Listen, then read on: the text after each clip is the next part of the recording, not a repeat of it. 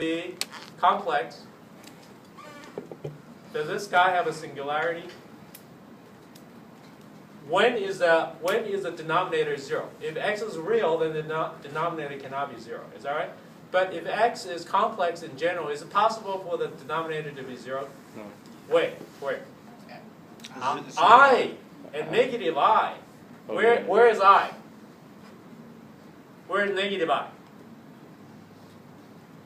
Right? And other than those two bad points, every other places will be nice. Is that right? Aha! Now, if you go to complex, all of a sudden it makes perfect sense. It can make sense that it can interpret that radius as a convergence. The reason that radius convergence 1, if it's centered at 0, is because as you extend to 1, all of a sudden it hit on some brick wall.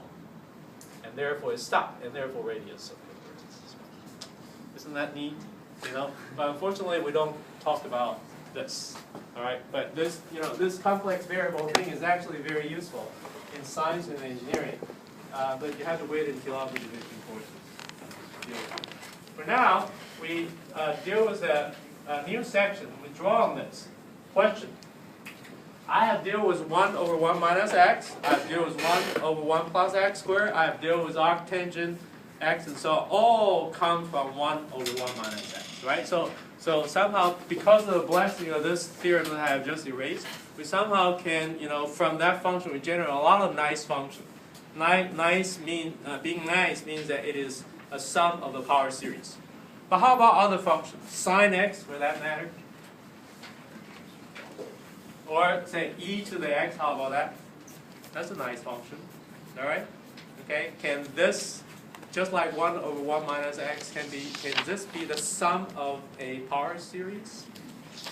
That would be the interesting question, right? So here comes section 11.10, and this is a Taylor series of the Maclaurin series. So this answers the questions.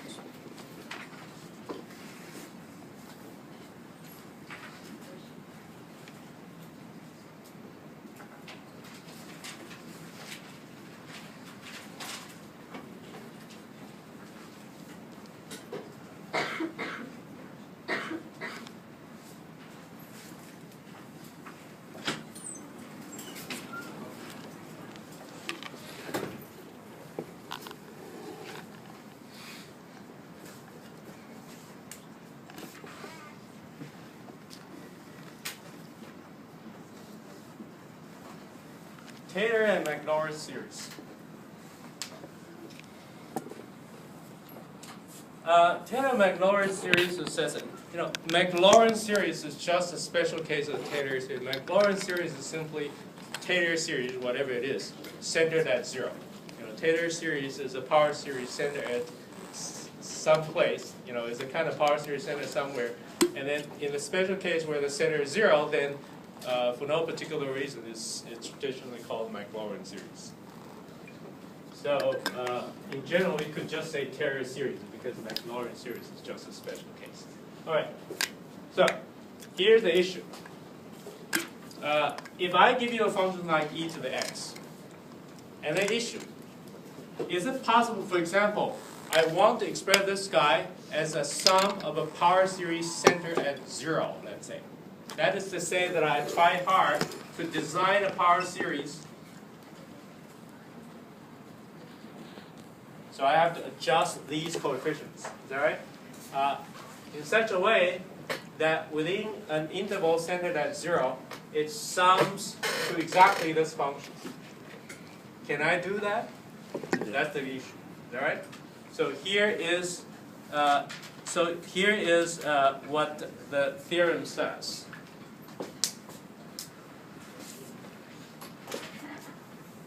If f is a function, okay, defined around in the interval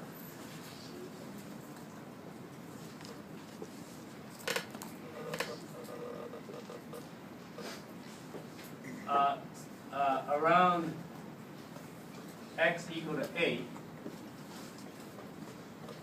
Okay, so for example, e to the x.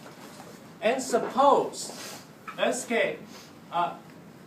suppose it turns out to be the sum of the power series. Suppose, right? And if f of x is equal to indeed the sum of a certain power series centered at 0. Say c0 plus c1x. Sorry. Did I say 0? I mean 8. Because I said x equal to 8. So I mean c0 plus c1x minus 8 plus c2x minus a squared plus c3x minus a cubed and so on. Okay? I'm not sure this really is expressed.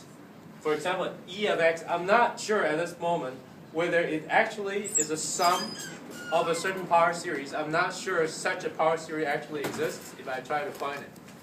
But this theorem says this. If it turns out that indeed it's the sum of a certain power series, then at least one thing I can tell you for sure. Don't randomly look for power series. Don't randomly adjust these C0, C1 in the hopes of finding one which sum to this. Don't do that. Don't do it randomly. I tell you exactly where it would be. There's only one possibility. If that one doesn't work, forget it. There's only one power series that stands a chance.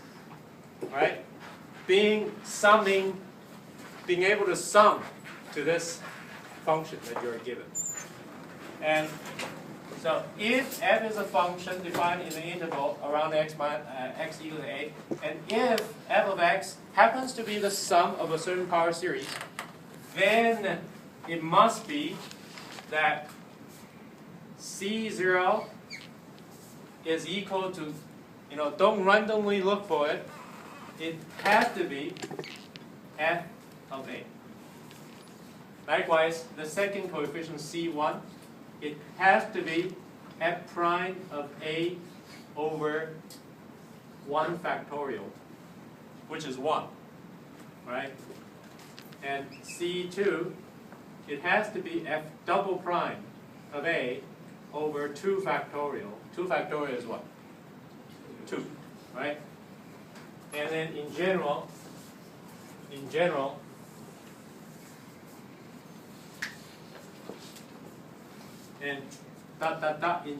Cn, you see the pattern here, must be what? F to the n derivative evaluated at a divided by what? N factorial. N factorial. Okay? So let me clarify things before I prove it. For example, if I start with e to the x as the first question that I ask, right? I give the nice function e to the x, and then I focus at a point, you can pick any point. Here I pick x equal to 0. So I want to find a power series, so for example, this one, if e to the x is the sum of the series C0 plus C1x plus C2x squared plus C3x cubed, etc. Okay? Near in an interval centered at x equal to 0, then that series must be, there's only one possibility, must be what? What is C0? 1. 1. What is C1? 1. I mean, here C0 is equal to f of a being 0. That means e to the 0, which is 1. C1 is f prime of 0, right, equal to e to the 0, which is 1. So dot dot dot, C, for example, C5. C5 is f, fifth derivative at 0 over 5 factorial.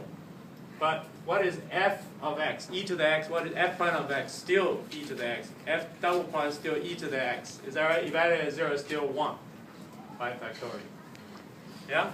Okay. So therefore, don't randomly adjust these ones. There's only one possibility. That is 1 plus x plus 1 over 2 factorial x squared plus 1 over 3 factorial x cubed plus dot dot dot. Okay?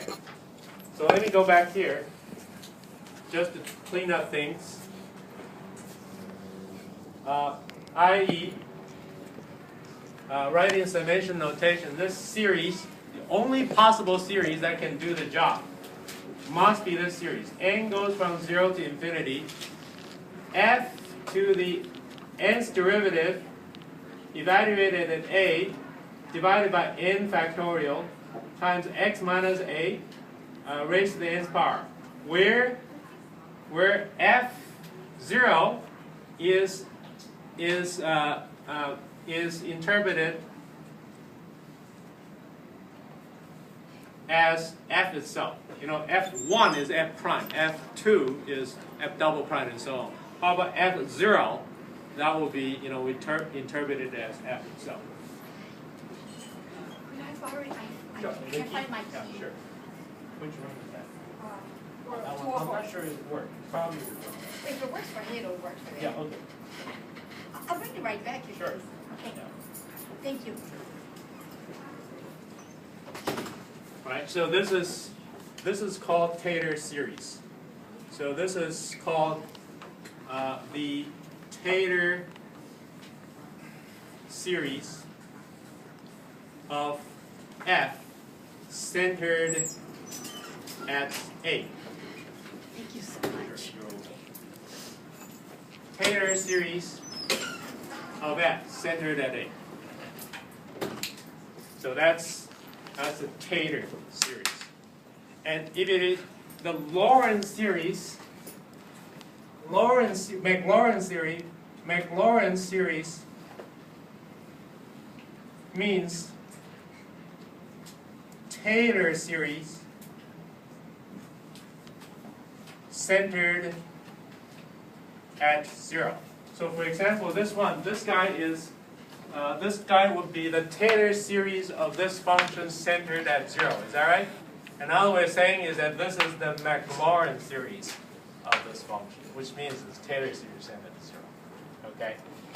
I personally don't really use Maclaurin series, this phrase. I use it all the time, but I usually just call it Taylor series centered at 0. All right. So which means that, for example, e to the x, if you're hoping to write this as a sum of a series, within a certain interval, near x equal to 0, then there's only one candidate you should look at, this guy. No other series would possibly work. I guarantee you. That's what this theorem says. I guarantee you. Why is it so? Very easy. You draw on the theorem of the last section, which I previously erased. Why is it so? Well, look.